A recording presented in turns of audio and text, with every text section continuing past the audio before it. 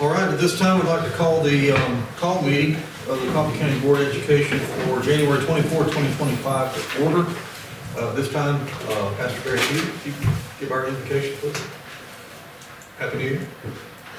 Well, thank you. It's always a privilege to be with you folks.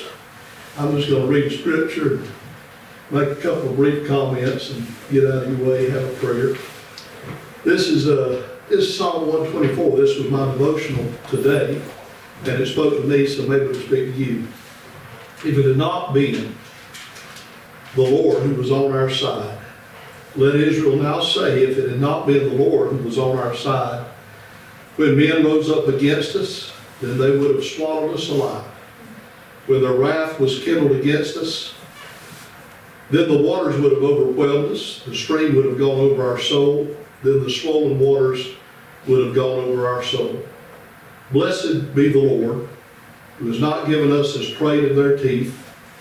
Our soul has escaped as a bird from the snare of the fowlers. The snare is broken, and we have escaped.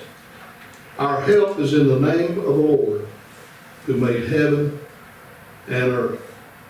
And I thought about this, that there's kind of two threats that were alluded to in this scripture. One is from men, and the other is from nature. And we know we're living in a time where we face a lot of threats.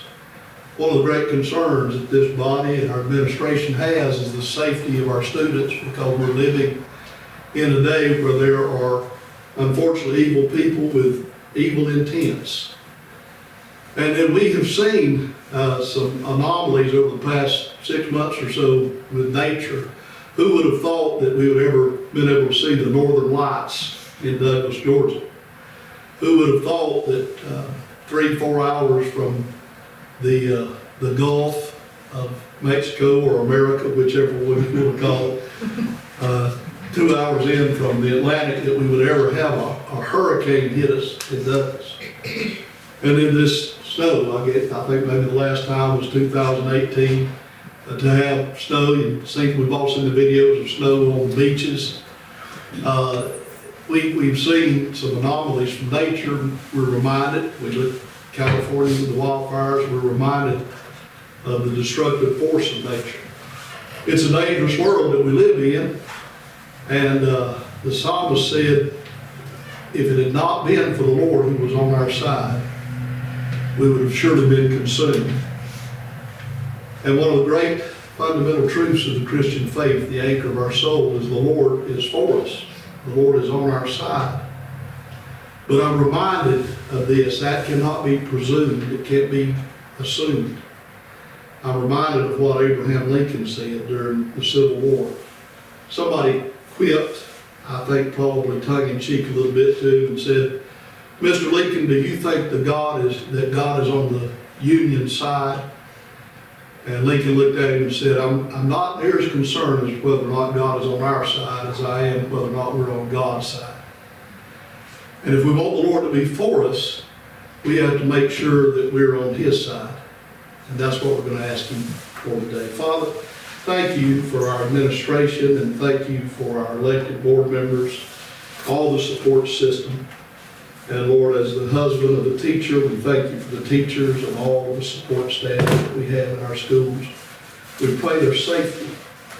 We're praying, oh God, that you'd help us to be on your side, that we would do the things that are right, morally, scripturally, the things that are just, that we would treat people with dignity, treat them well.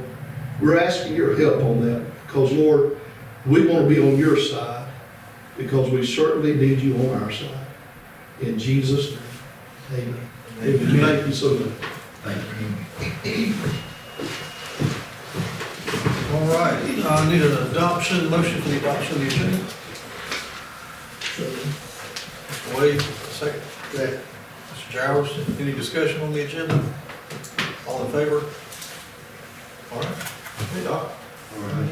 Thank you. Appreciate everybody coming in. Kind of an odd day.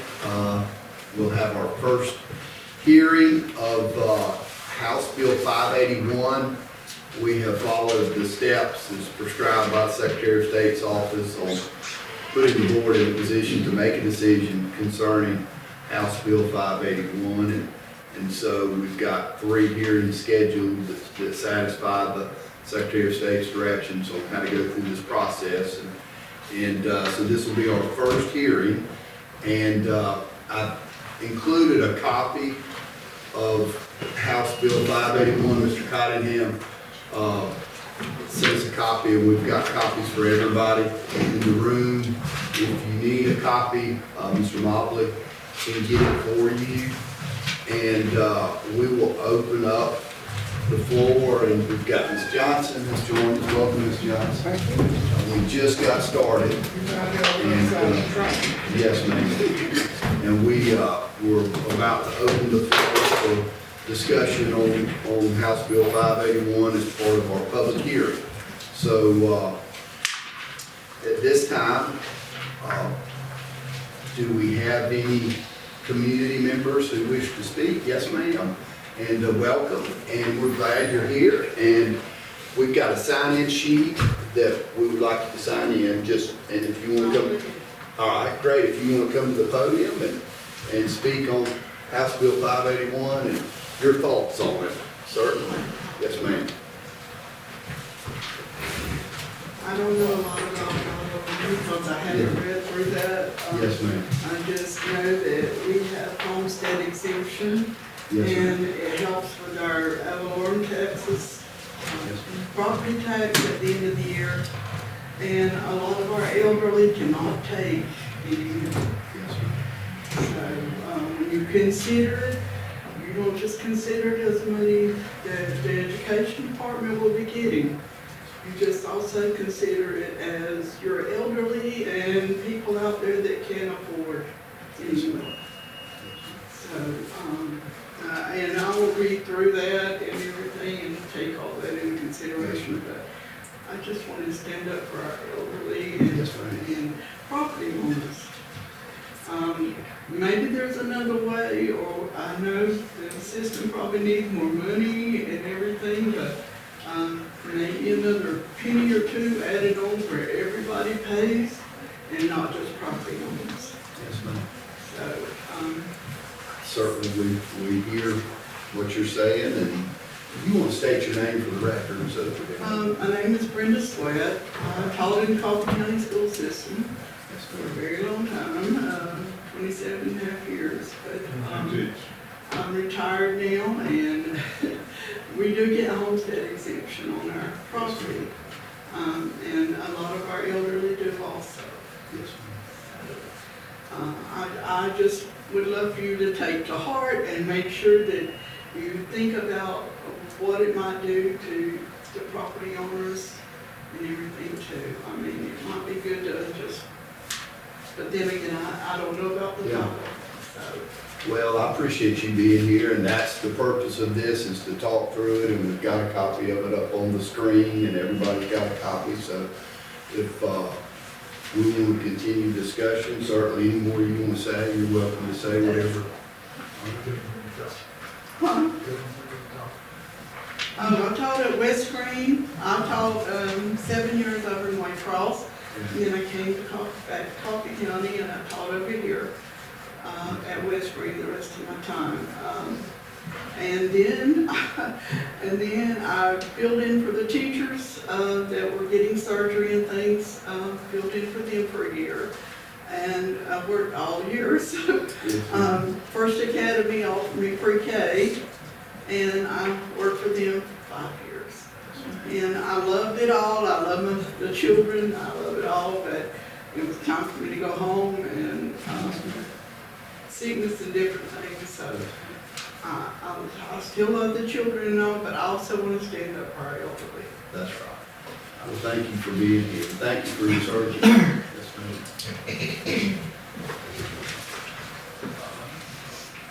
ma'am. Is there anybody else here? Do y'all have any thoughts on this, board members? Have any discussion on it? This is our first hearing, so one of the thoughts which we can take some time to study, but, Did we vote on this in November? Was it on the ballot back then? It was on the state ballot, on the referendum. Did it passed pass? as a referendum. Did the Coffee County, people of Coffee County pass that referendum? yes, sir. Passed as a referendum. So, we're trying to decide if we want to overturn that in Coffee County, right? Basically. Well, correct me if I'm wrong, but the referendum was to give the state legislature the opportunity to present this for local school boards to determine, and they exempted the county and they exempted the city. And they put this onus on us to give up our, what I look like is local folks like Ms. Sweat have elected us to represent her and how her money, when we levy taxes. And I think we've been extremely conservative since we've been on this board together. We've taken rollbacks. Ever since, we did take a 1 mil increase back in, was 2014? It was 11, 12. It was your first, no, it was before you were here. Yeah, it was before I was here. Okay, so yeah, the previous superintendent, we took that 1 mil increase, and I sat up here and I said, I'll accept the 1 mil increase, but we'll do everything in our power to get the school system in a position to not take another increase, and we have not. We've taken rollbacks when there's been that opportunity. My concern about this legislation is that I think we see the state and the legislatures in the state that are against public education wanting to take our authority away and any flexibility. This is 50-year legislation. I don't know what's going to come down the road, but I know what I'm willing to do for folks like Ms. Sweat and property owners in Coffee County, which is to look after their money and spend it how we need to spend it to best educate the children in Coffee. I mean, 85 to 88% of our revenue is spent on people. Those are jobs. When you start limiting our ability, right, our flexibility and how that money is gathered, right, either through taxes or through fees, ad valorem taxes like TABT, I'm just concerned that we lose our local flexibility and our local authority to an agency that's proven time and time again in the last, I would say, 10 years, that they do not favor public education. And they're doing everything in their power to take away our ability as a school system to operate. And if I was appointed, I might think differently about it. But we're constitutionally elected, and I just think it goes against the grain. The Constitution of our state says the state shall provide for the education of its citizens. And all we've seen the last decade is that the state doesn't want to do that. Or they want to figure out a way for someone else to pay for it. So that's my only concern. I think if we lose the ability to regulate taxes locally in front of folks like Ms. Sweat that elected us, that we're still going to get the phone calls. Yeah. We're still going to say, well, my taxes went up. Well, your guys over in Waycross now, your guys up in Vidalia now, your guys over in Tifton now, you call him. They're not here every month. That's my only concern, is that if we opt out, we retain the flexibility to answer to folks that come before us when they need to come before us, or they have a complaint, or they have a concern, or they have an idea. I wish, that's what I want to talk about these next few hearings is, what are the ideas? If we decide not to take any action and we turn over this authority to the state, what does that do to boards 5, 10, 20 years down the road? I don't want to be on this board in 20 years. Not with what's coming up. I would like to think that most of y'all are going to live another 20 years and be on the board, but that's my What concern. are they taking from us, Brian? The ability to raise taxes, is that what you're saying? I think the ability to be flexible about what we do. They're limiting what the Raise them or not. what the legislation says at the end of the day is that they're going to cap the ability for a local school system to tax more than the rate of inflation. Is that correct? School board saying the city's in there. No, counties and cities are exempted. They could opt out. No, they're exempted. They don't even have to pass this legislation. They don't even have to act on this. Coffee County and Douglas City. So we're not saying it won't They go don't have up. to. They're exempted. This is only for school systems. We're not saying they won't go up, but they can't go up so much. It limits the amount they can go up. Right. Time they can still go up. To the rate of inflation, yeah. Well, I mean, what? If there ever comes a time, right, we've seen, y'all get the financial statements, y'all see how much benefits cost us. We've got folks that cost more on our budget in benefits than they make in salary. And that's only happened in the last few years, because the state has shifted that burden to the counties. But they haven't provided, they've provided some stopgap revenue, but they're not gonna continue to do that. We opt out of it, what does that mean that we opt out? We still operate just like we operate. We can raise taxes We can, at whatever capacity we need to. or we can take a rollback, or we, I understand that. Yeah. Right now, I'm talking about raising them. right. Okay, I understand the rollback. I'm not in favor of raising taxes, I'm not here to say. I know you're not. What I'm concerned about is y'all play that game pick up sticks, or that Jenga game where you pull out something and you wait for it to crumble. That's what I'm afraid this is a piece of that puzzle, that the state is setting us up to cede our authority, to relinquish our authority, and not be answerable to local folks anymore. But we're not relinquishing our authority. We still control it. Up to, if we opt in, we're limited to the rate of inflation. I don't know what that's gonna be down the road. Well, I don't either. It could be 7, 8, 10%, or it could be 2. What's The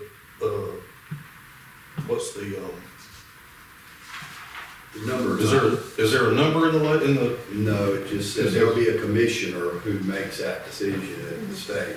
okay, so in light of the, whatever the rate of inflation is, so now we're gonna take revenue, we're gonna form a position at the state as a commissioner. We're gonna add to government and government expenses for someone to determine what the rate of inflation is and tell us locally what we can or can't do about revenue to run our school system. They're gonna tell us we can't raise it for so much. Right. I'd like to add something which you said. None of you were here then, but Sid can verify it. Back in the 90s, we got a letter from the state of Georgia. Our millage was 22 mills to run the school system, to break even. The maximum cap in Georgia is 21 mills. I know, and Sid can verify it, we didn't have any options. The state sent us a letter, and Sid can tell you what it said. We're gonna come in and build 2 high schools in Coffee County and send Coffee County citizens the bill for it. Or y'all can make a decision on what to do.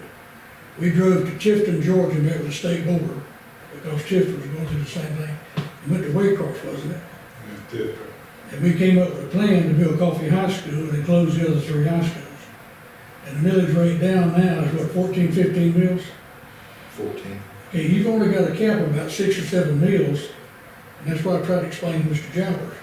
If we opt into this bill, we could be facing that same thing. Where are you gonna get your money after you hit the maximum 21? We just considered homestead exemption here, right, not total This is business. just homestead exemption, and I think what you referred to, Mr. Preston, is it does include cities and counties. They can consider opting out also, but it does allow them to float an additional 1 cent sales tax. So as part of this law, House Bill 581, they will have, cities and counties will have the ability to do an additional 1 cent sales tax for operations. But they didn't give school systems the ability to float the additional 1 cent sales tax. It's just the cities and counties.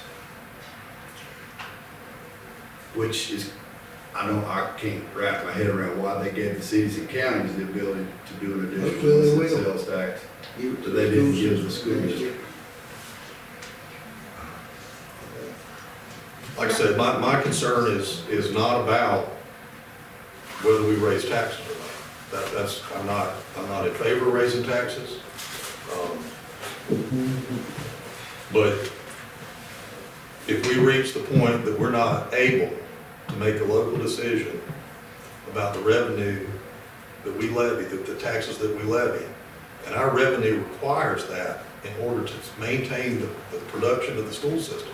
I mean, we don't know what the fallout of this storm, for example, is gonna be. We don't know what industries are going to maintain operations in our region for the next 5 or 10 years, based on the damage that they assess that they've received. If we start losing population, we start losing revenue, but we still have the expenses of running our school system, and paying benefits and paying payroll. If the state's gonna limit us, that's, we're not taking away a homestead, but we're not trying to, I get a homestead exemption on my property. I just am concerned about the loss of local flexibility. And we can always have the discussion locally going forward about what we wanna do with our property owners and property taxes. And we should.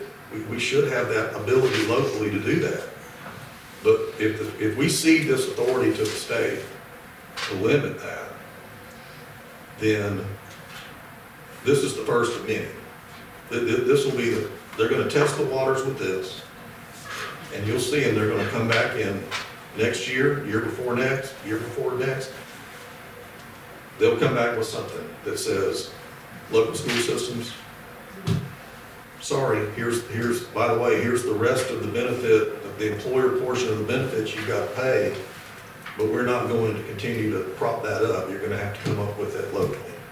So, At this time, we have the opportunity though to limit a sharp increase in homestead taxes, right?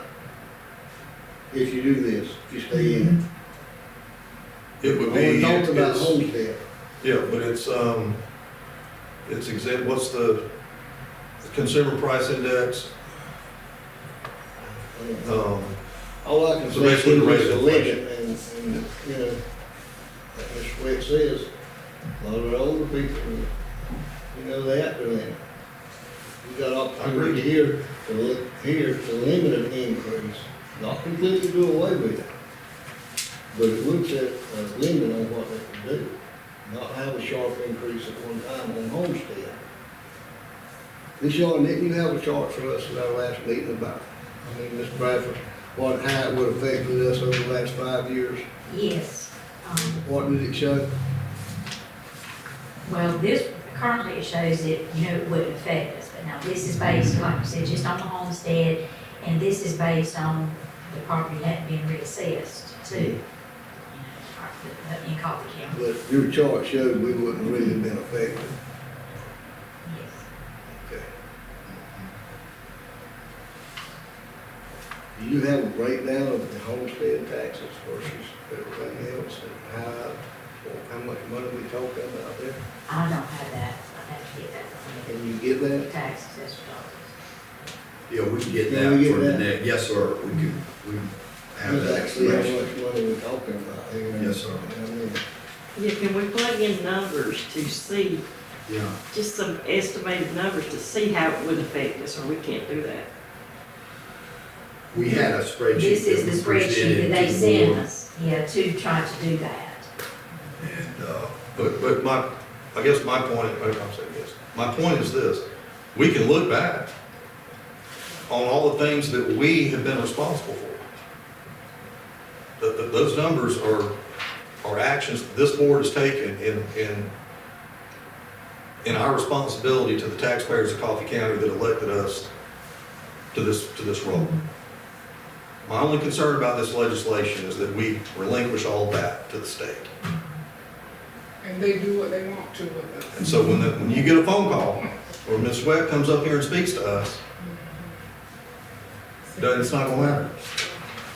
Well, a prime example is what happened to the after-school program for the kids. They So threw us you're talking down, about the, Boys and Girls they threw us down the drain on that, see, we didn't know that was coming. What you talking about, Mr. Preston, that Ms. Sweat can't come address us if she has a problem? What do you mean? I mean, if we relinquish the authority to the state, But we're not. We still have authority. Now, We It- still gonna have it. but it's gonna limit you, You may limit us, but we still got the authority. okay, and so the authority will then be, if we cannot adjust our revenue. On homestead exemption. Yeah, which is, by the way, in the legislation is not limited. I think there was discussion early on that it was That's limited. the reason I wanna see how much money we talking about, to do it or not do it on homestead, and that, I agree, I'm gonna get what it covers. no, I agree. Another thing you should mention is young couples buying houses. It's gonna blow them out of the buying situation, because their taxes are gonna go up. Whereas it is right now, like Ms. Swift was talking about, they're down at a level that people can, pay their bills. But if this thing goes into effect, the homestead exemption on those houses are gonna go out of sight. You go from here to Atlanta, Georgia right now and compare taxes. Compare the price of a house, Mr. Collier, $300,000 and $400,000 difference in what the prices of a house here in Atlanta. My daughter just bought one in Gainesville, Georgia. They're moving from Valdosta. any comment? Well, that's what he said. What he's referring to is all property owners, homestead property, people that live there, won't be taxed equally. If, my house, I've had it for a long time, and don't plan on selling, if nothing happened, whatever the tax assessor as of January 1 of this year, the value of that house is locked in. And under this legislation, the most it can go up is, in effect, it's gonna be the cost of living. CPI. And, so if my neighbor, Neil, sells his house, in a couple of years, let's say the houses really come up, Douglas goes up in value. A lot of school board owners can tell you are opting out of this, a lot of counties and cities, especially south of that line, are opting out. And I would very much like to see these local numbers, we're very different because we've got industry. But what this does, if my neighbor, and answer your question, Jesse, Brian McNeil, in 5 years sells his house, and mine's worth $100,000 locked in, can only get no inflation. So all they can do is assess my house on this floating homestead exemption at $100,000. Brian's is worth $100,000. But he sells his, and by that time, because of Douglas having grown, the house has gone up to $150,000. What we're used to, rising tide lifts all ships, we'll all pay a little bit more, including industry. Got more schools to build, more roads to build. But what Gene's saying now, for a new person to come in and buy that will reset. And that house will be $150,000 or whatever figure I said, whereas mine's $100,000. And so that goes on over 20 years, and it's gonna be where, like right now, I don't know how, and there aren't, truth of the matter. Our kids, or my grandkids, aren't gonna be able to buy houses because interest rates are high, and inflation and cost of everything's coming up so much. Well, really, I can't afford to sell and give up this low value of taxes that I'm paying. The guy next door can't afford to buy because Brian buy that house because it's gone way up rather than just gradually. But Douglas is different. The figures that you had that I saw on the that sent me after the meeting, the spreadsheet, you take a rural county, they're going theirs isn't gonna be very much impacted. You take Pearson. Other than their CUVA, what do we call it, Jesse? Special treatment, the conservation will go under the covenant. They'll pay taxes on property that should be valued $1,000 an acre. They'll be paying taxes based on 250 an acre because it's under this covenant, we call it, which is good. I'm sure my dad used covenant. But that takes a lot off. But you take their houses don't go up in value. It stays the same. Whereas here, everything we've got, thank goodness, we've got Longhorn, we've got Publix, everything's going up.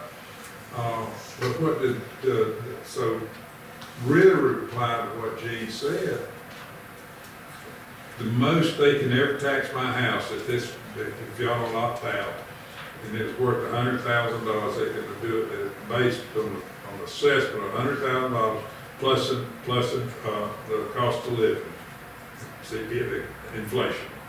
And so when that goes up, say mine gradually goes up. If on these poor districts, rural districts, and these are opting out right and left, especially south of that line, Macon South.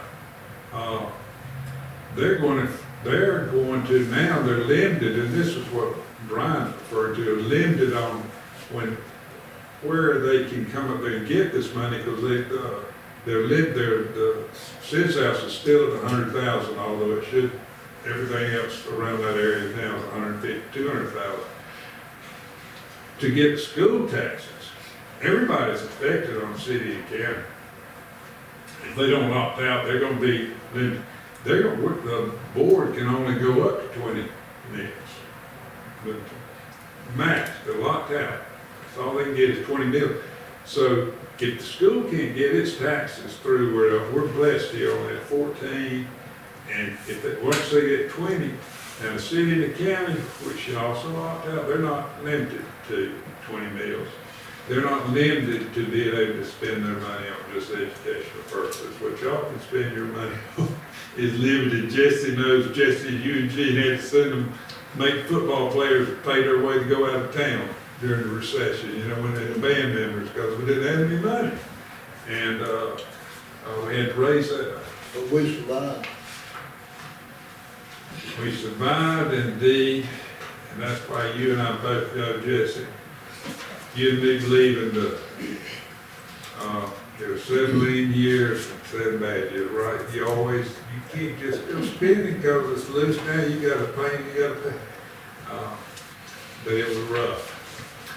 But it's a shift, and so and what Morris was saying, Dr. Leach was saying, that cities and counties can do, if in our local situation, Ambrose didn't opt out, Nichols didn't opt out, Nichols doesn't opt out, Broxton doesn't opt out.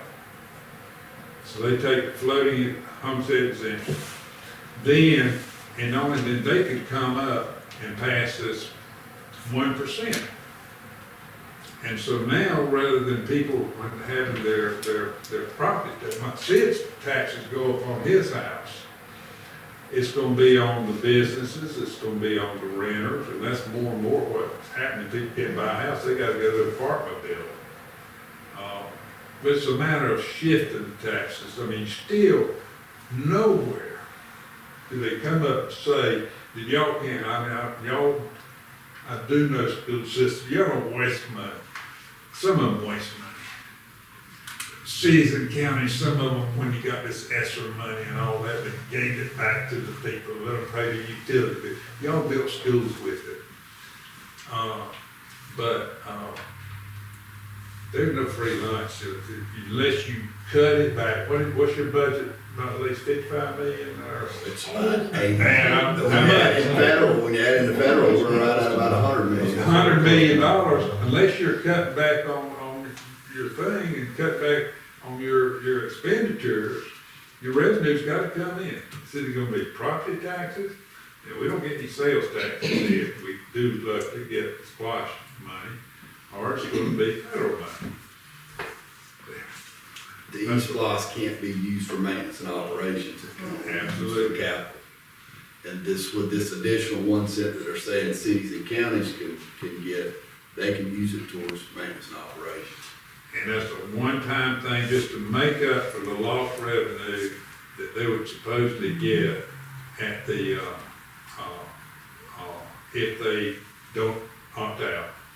They could do a one-time, 1%, that it'll last for 5 years.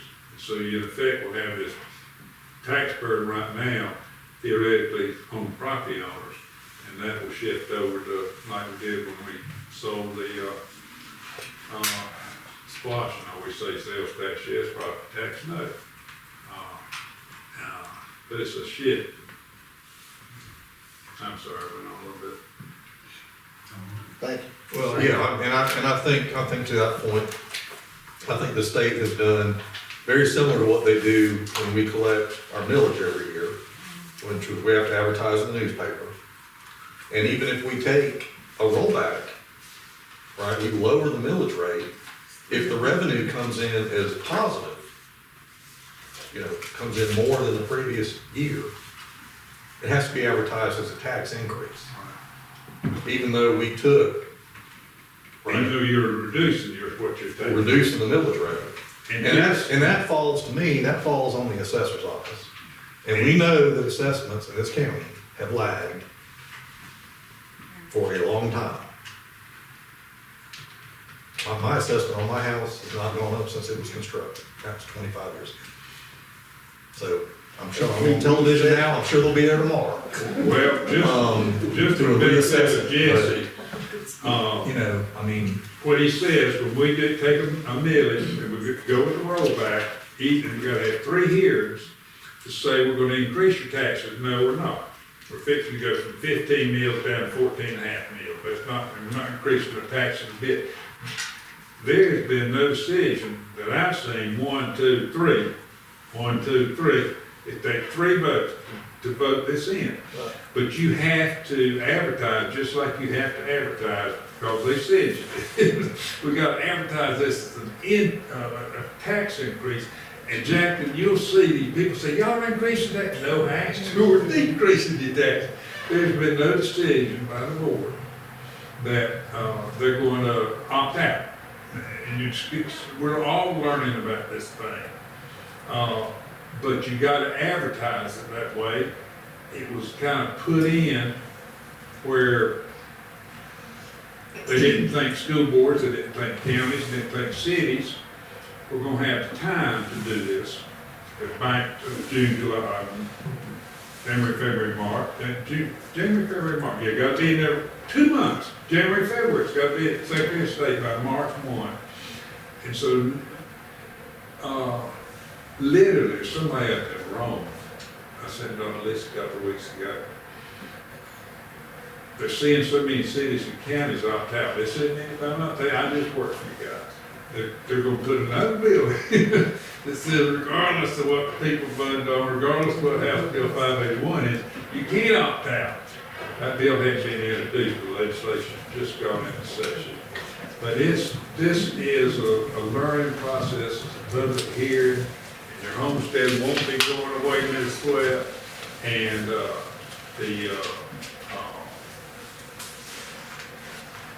after the 3 public hearings, then you will take a vote and decide what you want to do. Oh, and I was gonna say just one thing, I swear it will shut, what gets me, what the state has tried to do. They've tried to hold this thing out, this 581, as a property tax reduction, and then take credit for it. And this is where Brian's really coming from, and it's all taking away your ability to say, hey, we're going to do 14 mils, 14.5 mils. We want to, y'all gave the teachers a raise last year, a couple of years ago. And you really cut a lot of things out to keep from raising the millage. But that's not a decision. You could have said, heck with it, we can't give y'all a raise and we can't raise them. Well, y'all have always, and we've been blessed too, on the millage is that other things keep coming off. Because we're not industry, so we're, but I would like to see those, Monty Beasley can get you those figures. It would be very interesting to show to the board. I've seen them myself, but I want to taxes with money all the time. I'm sorry, I don't think so. Oh, that's fine. We'll be having another hearing, so we'll have those numbers here for that. And a good point that you just made is that this does not do away with the homestead exemption. The homestead exemption will remain. They don't want to, This is they just, don't want it wouldn't just be this way, it'd be here. Well, I think, and what I was, well, where I was going with the piece about the millage and the tax digest that we have to advertise in the state within the last, I would say, 8-10 years, put that requirement to say, if it's revenue positive, you have to advertise it as a tax increase. That the action that you took increased taxes.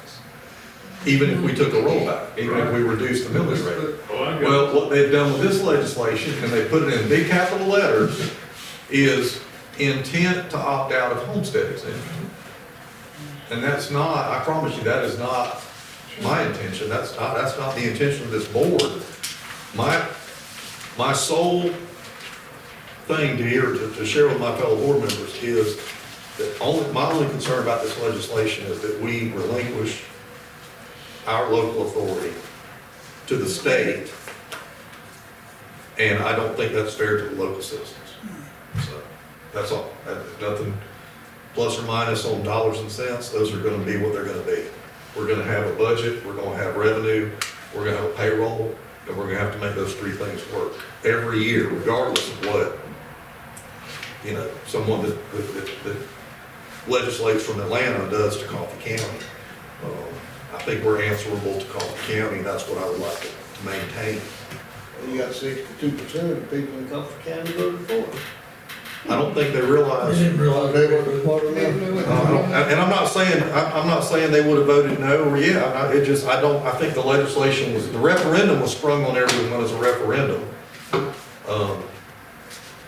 But the legislation act has been put on us to make a decision within 8 weeks. And again, I go to that as evidence of the state's lack of respect for local boards of education. It's not doing away with the homestead, but it's just limiting Yeah. the amount it can go up. And you would have to, and you know, I told Stuart Smith 6 months ago, Stuart, you ever about Highfield Highway 1?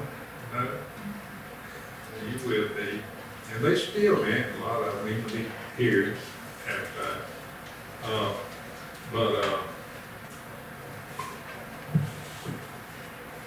The way they worded the ballot question, it's almost, are you still? yeah, it was our Save Our Homes Act, Yeah. wasn't it? Do you want to do away with apple pie and motherhood and God bless America? But, then the devil's in the details, some describe it as,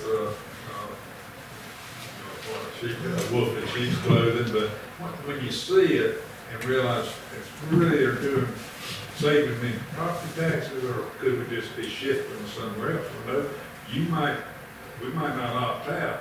You could see because of that, your millage rate, which is going to affect you, go from 14% to 16%, if you keep the same revenue. You don't have the same base, because you don't have the same base. All right. Well, is there anybody else out there to speak? At this time, this will conclude our public hearing, and we will move forward with our business. So,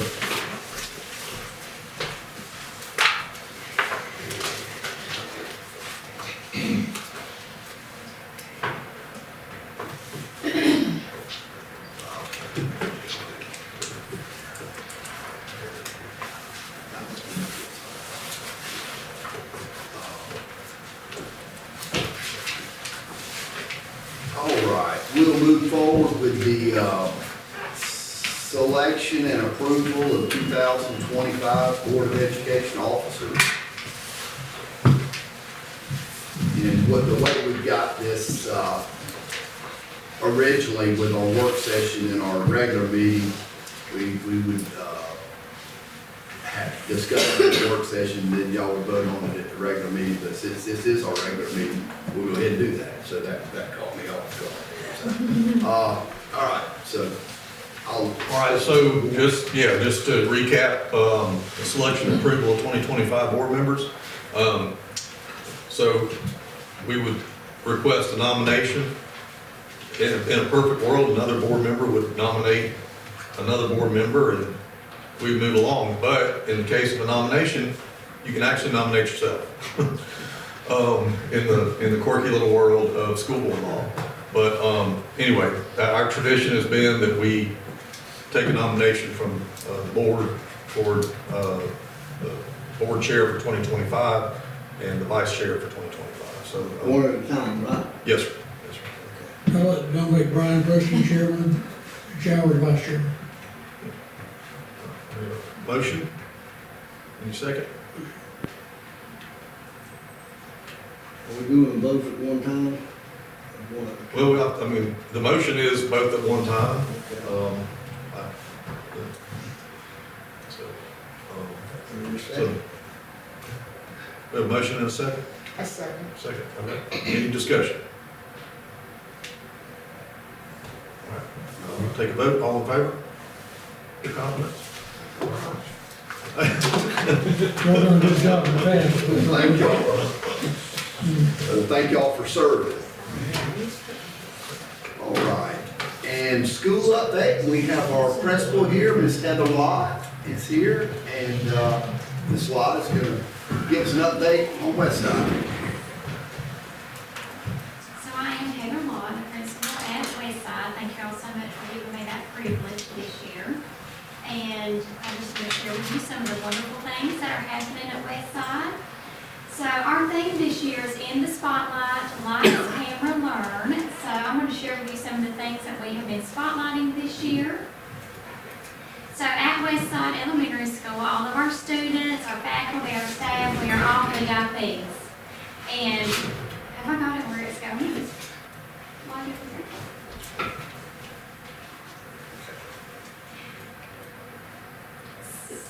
Okay, so whenever we think of VIP, we think of a very important person, but at Westside we think of that as being a victory in progress, which is something I actually got from our summer leadership retreat and just fell in love with. But every day we're working towards meeting our goals and helping our children to be successful. And this is part of our VIP team, our faculty and staff. They are very hardworking men and women, and I'm very proud of them. I'm very proud to be their leader. So we have 55 certified staff members and 30 classified staff members. We have a total of 36 homerooms, and you can see the breakdown there. And here's some of our demographic information. You can see that we do have a high percentage of economically disadvantaged students, and we have a very diverse student population that we're very proud to be able to work with. So one thing that we have spotlighted this year is Capturing Kids' Hearts, which is a program that we started last school year and we've continued to implement this school year. And with Capturing Kids' Hearts, there's a big focus on building relationships. So these are just a few photos that were taken after Hurricane Helene made her grand entrance here. You know, we do have a high percentage of students that are economically disadvantaged, so a lot of them count on us to have their basic needs met, the meals that they get, the breakfast and lunch. So we did not want them to go without. We have many staff members that we got donations from all over. We have such a wonderful community. But we set up stations at the school and gave away basic supplies. We also rode the bus and took them meals, breakfast and lunches and suppers to have and snacks. And we had staff members who went out into the community to, especially some of our more high need areas, and took them supplies and meals, and it was just very heartwarming to see all the love from the community and to see our teachers in action really being those hands and feet of Jesus. Thank you. It was our privilege really to be able to do it. So with Capturing Kids' Hearts, we follow the Excel model. So we engage, we explore, we communicate, empower, and launch. Last year, we were recognized as a Rising Star School for Capturing Kids' Hearts, and this year we have submitted our application to be a National Showcase School. So the next few slides are slides that we put together for that application. And they just are a good representation of things that we're doing at school for Capturing Kids' Hearts. But engaging, we have a big focus on getting to know our children every day. They're greeted at the door by their teachers with a smile on their face, and how much we, are just so happy that they're there that day. We give lots of positive affirmations to our students and to each other. We have kids giving positive affirmations to teachers. It's just been such a beautiful thing to see. But we really want children to get to know one another. We do lots of icebreaker activities. They share good things every day. All right. And then explore. We really want to get to know our students. We want our students to get to know one another. So we do a lot of activities just focused on getting to know what students are interested in, and then using that to help make our learning relevant to the students and get them engaged. Okay. All right, the C in Excel is communicate. So we want our kids to know that we care about them, we love them, they're worthy. We miss them when they're not at school. So we have a big focus on building those relationships. And we also have a big focus on bringing in community members to communicate with the kids. Okay. All right, and then the E is to empower. So our teaching becomes their doing. Mr. Brian Freeman, he is our strategist with Capture Kids' Hearts and just a wonderful human being. But he always says more is caught than is taught, because we are role models for our kids and they learn so much from what they see us do every day. So we strive to be the best role models that we can be in the way that we interact with each other, how we interact with the kids. We're really working on boosting their confidence and helping them grow their leadership skills. And then at the end of each day, we launch the kids, so we give them just a little message that tells them how much we love them, how much we want to see them the next day. Of course, teachers always launch their lessons at the end with a summarizer, but we also launch the end of the day with just a simple message of how much we care and how much we want to see them the next day. Okay? All right, we also have a big spotlight on teaching and learning. So our teachers work diligently to make experiences that are memorable for the kids when they're learning. I just have to point out that I took the picture of the little girls with playing with Mr. Potato Head. When I walked in that day, they were the cutest little things I've ever seen with their little Miss Potato Head glasses on. But that was obviously in a pre-K class and we're playing with Mr. Potato Head. But you can see there that the kids are roasting marshmallows. They're focusing on the word toasted for one of their stories that week. So they toasted marshmallows.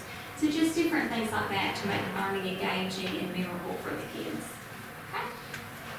All right, we are focusing on instilling a love of reading in our students. Our library is definitely a hub for the kids. They love to come. We have lots of kid-friendly seating for them that they really enjoy. And this year we are participating in Malcolm Mitchell's Read Bowl. I don't know if you've heard of Malcolm Mitchell, but if you hadn't, you need to look him up. He's a former UGA football player who struggled to read growing up and now has a big focus on helping children learn how to read. But you can see on the bulletin board that our library ladies put up, the football players, the kids are logging how much time they're spending reading at home and at school, and the football players are moving on the board to see which grade level wins the pizza party for winning, for reading the most minutes. We've even had some pictures sent to us of kids reading in the snow this week, which has been really neat to see. Something I never thought I would see, but there that is. Okay. And we are really focusing on building writers, especially with their handwriting, that they can write legibly in print and in cursive, and that they can read that cursive writing. but also that they can write, in the different genres of writing, the narrative, opinion, persuasive. One neat activity our 5th grade did on the top left there, before Christmas, they designed an ugly sweater, and then they had to write an opinion piece persuading all the faculty and staff why they should buy that ugly sweater. So then we got to vote on them, so there was a winner of the ugly, Christmas sweater contest. So just doing neat things like that to get them engaged in the writing.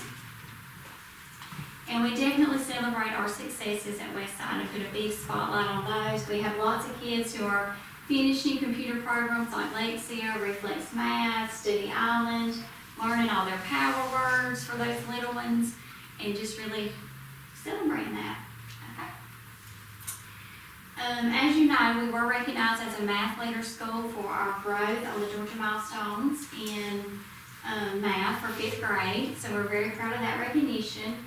And then I had to definitely point out that the spelling bee winner was one of our 5th grade students, and we are so proud of Mr. Benjamin King. That's just a big deal to us because, it's always a middle school kid that wins. So that we've had an elementary kid win from our school, we're just super proud of him. And we couldn't not thank our community. We have such wonderful community partners who come in and work with our children. This is just a few samples. I do want to point out Dr. Wendell Stone there down the bottom. He's a retired principal who worked at Westside many years ago. But he came and read How the Grinch Stole Christmas to all the grade levels during their PD time before Christmas.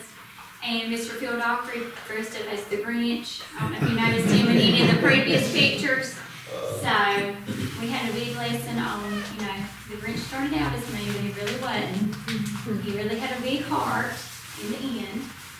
But we've had Coach Coe come out and give some inspirational talks to the kids. Of course, our adopted Trojan, the FFA members have come before, right after Hurricane Helene was Halloween, and Mr. Wade actually participated in this. But we knew the kids couldn't go trick-or-treating, so we had a big Halloween festival that they came to during their picnic time. And that's just a picture there of some of the sheriff's deputies who came out. But Mr. Wade was gracious and came and handed out candy that day, and we appreciated that. But thank y'all so much. We're working every day to meet our vision of destination graduation for college, career, and life. So thank y'all so much for letting me share about Westside.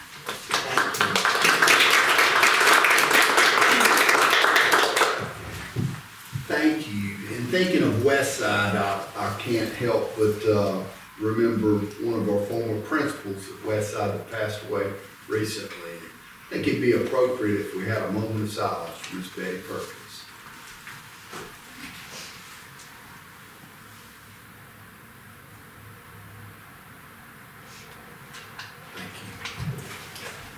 All right. Well, moving forward, we have our minutes from our previous meetings. If y'all want to take a moment to look over those.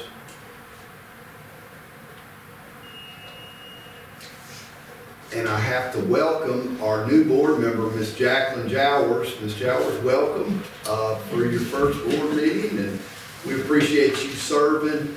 It's sometimes I feel like it's a thankless job that y'all do, and people don't understand the time that you have to put in. And we just appreciate you serving and being here, being a part of the Coffee County Board of Education. Speech.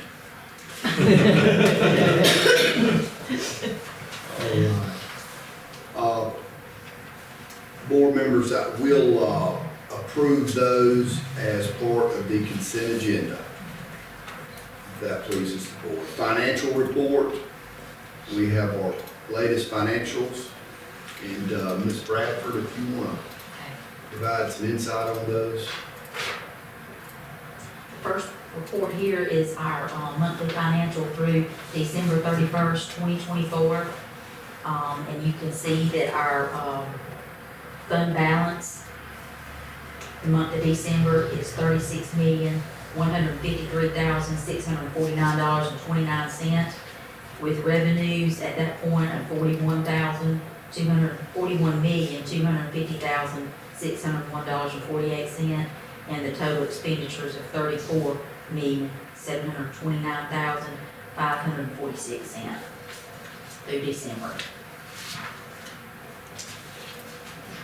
This report is our comparison, and it compares, the 4 years here. And you can see, from last month that we're down, but if you look in years past, we're up, and you can look in years past, that's a reflection of that. And for, last year, we're up, slightly there from last year. And this report is a report that shows where we are here today by the categories of the school. The first portion is our revenues, and you can see there the different categories which total the $41,250,601.48. The next section is each category of expenditures, and it shows our total expenditures through December at $34,729,546.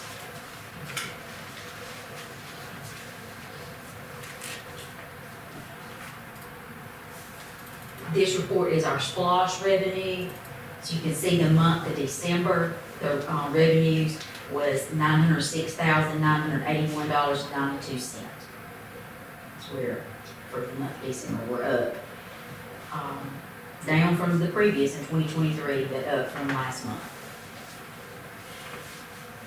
Any questions on the financials?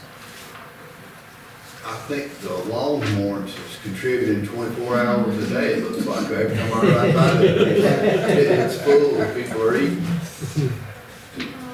All right. Well, they tell me. It's their biggest opening they've had in 5 years. It just won't quit. That's right. I will tell you, that Saturday, you go out there and wait, I don't wait 2 hours. I know we worked hard to get it, but you can get a Longhorn-Douglas.com. And then it's just like you got line signed up. And, you gotta wait your time, but it's real user-friendly. Yeah, that's how we did. Oh, you did? Yeah. Work it down on that? We'll project it out there right now. If you go to Longhorns, you can go to that site and you can do your reservation online, and then you don't have to wait. So we'll push that PSA out right now. That's a public service announcement. They'll push it like they call you on your phone. And that work? Something like Yeah. that. Yes, sir. It's just like you went in and signed up. That's right. All right, any questions about the financial reports? We'll place those on the consent agenda. E-rate purchase, and the E-rate funding is federal funding that pays 90% of the purchase for technology, and it's limited to technology. So E-rate is a program that really benefits school systems throughout the country, and we're fortunate to have Mr. Evans Logan, who is very sure to follow steps for us to be able to get as much of that funding as we can, and he's got some purchases here. So, Mr. Evans, you want to describe these? Sure. So E-rate's broken down into 2 categories, category 1 and 2. Category 1 is connection, and so that includes your internet fiber and your bandwidth. It came time this year to rebid our internet bandwidth. This is what gives us the data to go out to the web from the school district. I put out a RFP, and we got 2 proposals back. So ATC Broadband has been our internet bandwidth provider for several years. However, they did not submit a response this time. And so we ended up with 2 competitive bids, and we were asking for an additional gig internet, just in case we have 2 internet types, so to speak. One's provided by the state, it's called EMA, and the other's a backup or additional on top, and that's provided at a 1 gigabyte service. And so Five Broadband came in at $450 a month for a total price of $5,400 a year, which is right now $50 cheaper than what we pay ATC. Okay. After the E-rate discount, will pay $45 a month. And so that category one service is that 90% discount. Okay? We are asking that this and our other proposals be approved today, so we can go ahead and put them on in the pipeline and make sure they all go through. The next one is our firewall. So our firewall is one of the key pieces of infrastructure in the whole network. It filters and secures us.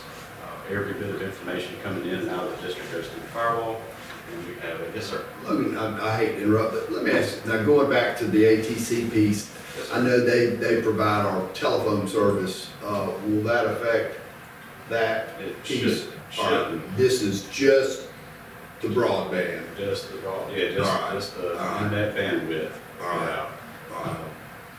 Now, I was a bit concerned about whenever you go changing the service provider, you can, see some differences. However, if you follow the normal RFP process, then it's on the service provider to submit their proposal in a timely fashion. That's what you have to work with.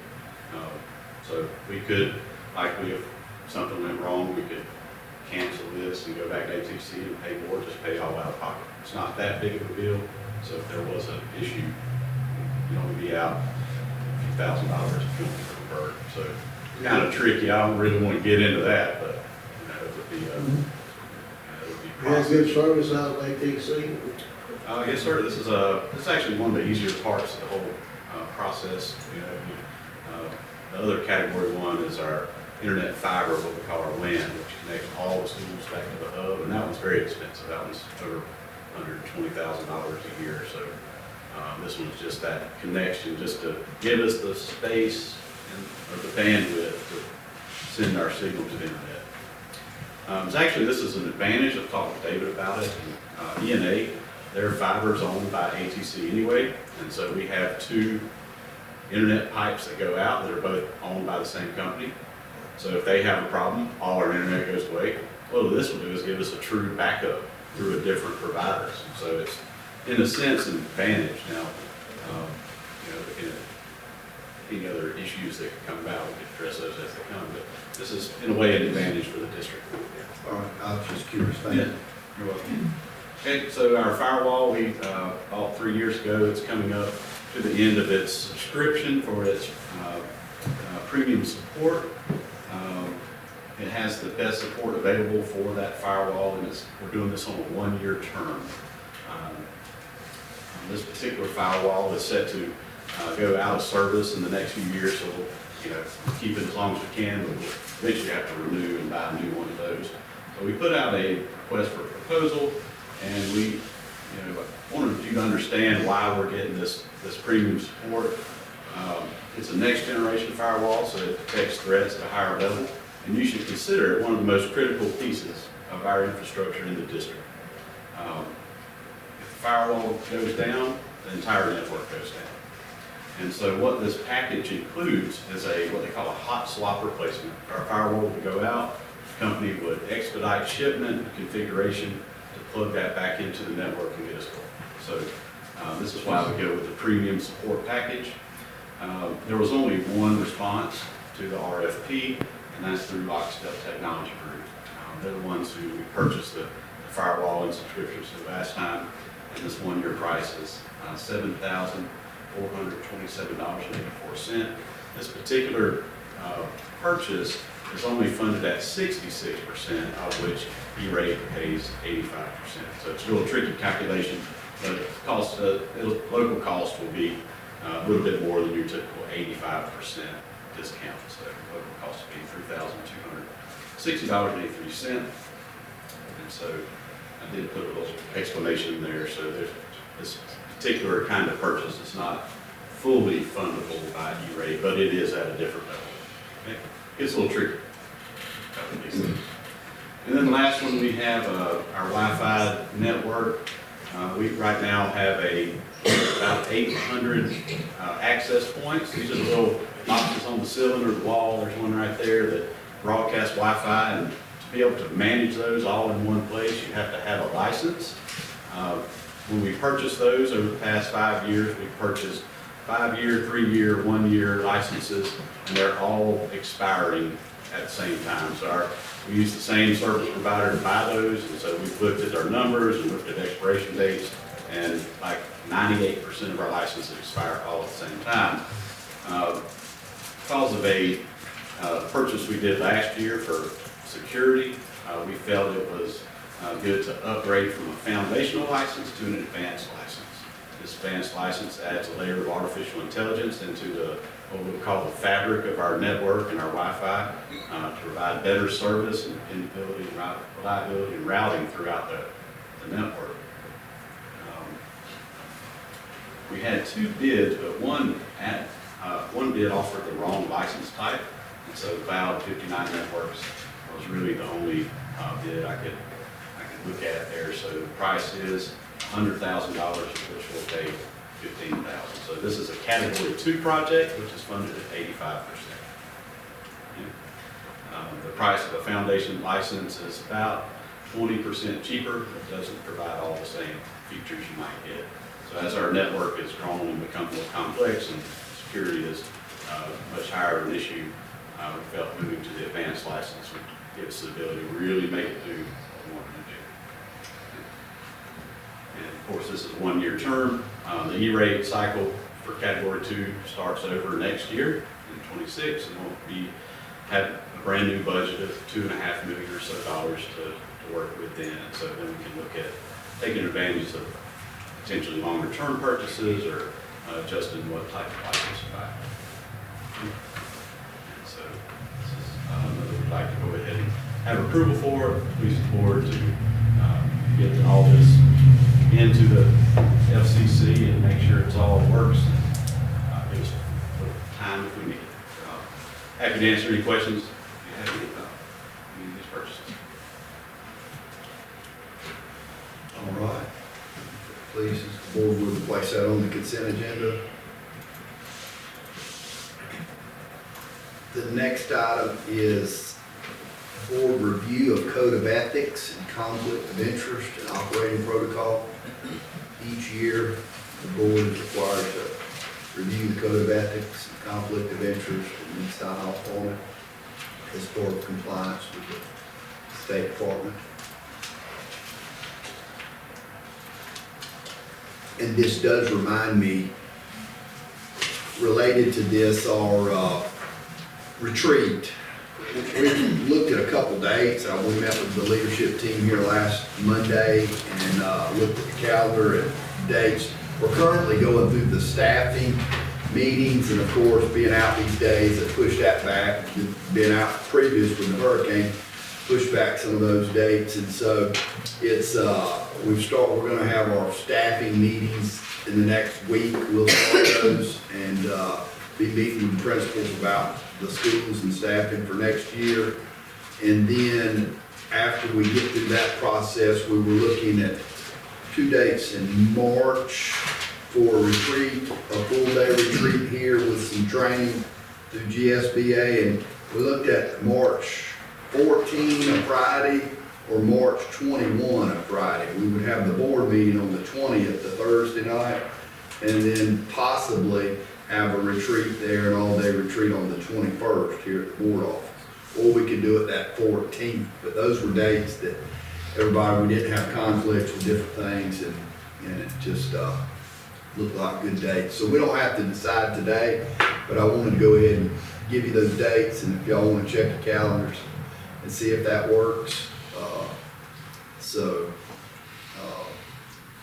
That's probably enough on that, but any questions? All right. So you're asking if we get back to you by when for the March 14th or March 21st? If you could get back with me by Wednesday of the coming week, just 14th would be good for me, 14th. I mean, I can probably do either one, Yeah, so go ahead and get it. yeah. That works. Does that work for you? All right, does 14th work for everybody? Good for everybody. All right, well, great. We'll go ahead and we'll plan on that, and that's what we'll work towards. So, We want that from what time to what time? All day. we usually start at 8:30, we get schools up and going, and then start the retreat once schools are going and everything. 8:30, 3:30. 8:30, 3:30, that sounds good.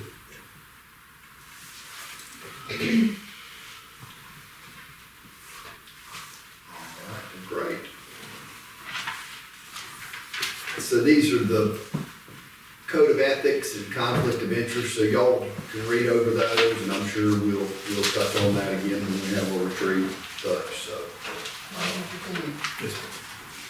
All right. The next item on the agenda is the school calendar, 25-26. It's hard to believe, 2025-26. And, we've got Ms. Kim Miller here to answer any questions, but we have the proposed calendar for the board to vote on today. And Ms. Miller, you want to describe that? So this calendar is real similar to what you looked at earlier. We made 2 changes.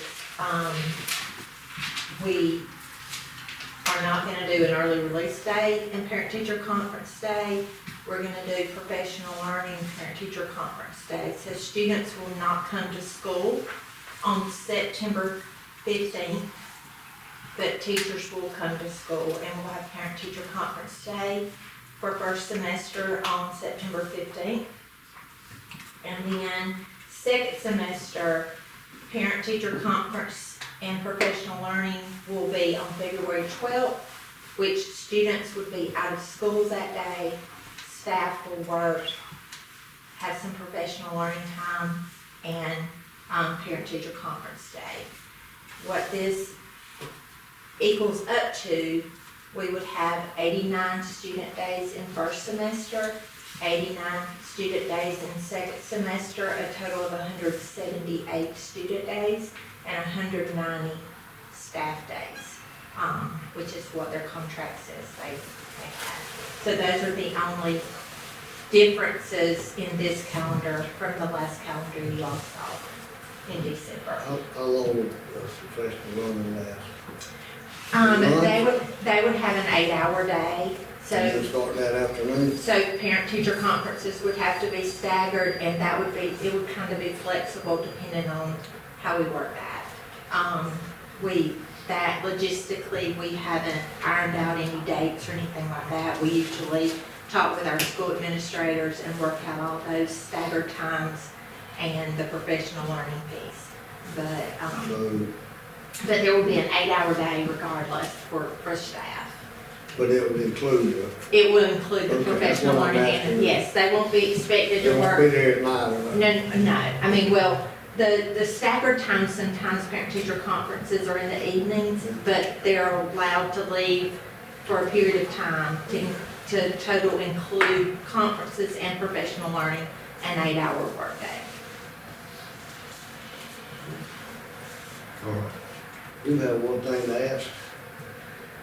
Can we not send the teachers back in July next year?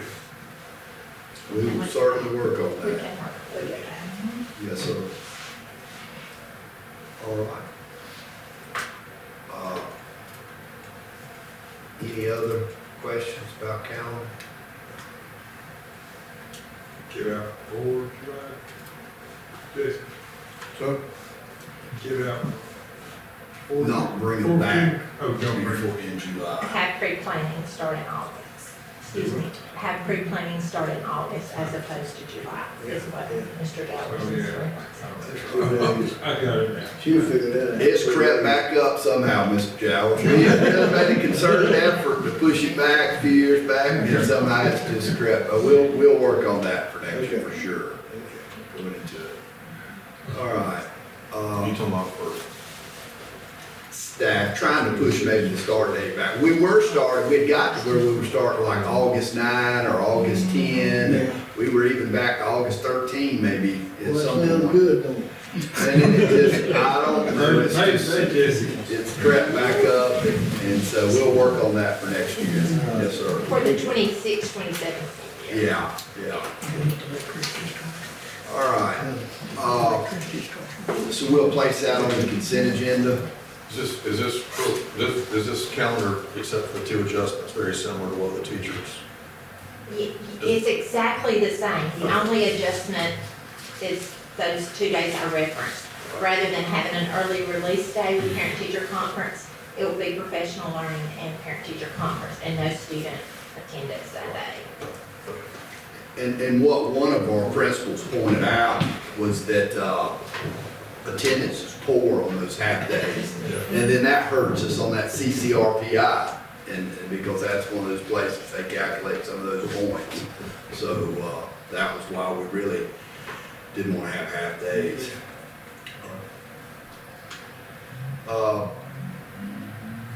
Student academic success, we have, of course, our mission and vision, destination graduation for college, career, and life, vision of creating a stronger community through an equitable and excellent education for every student.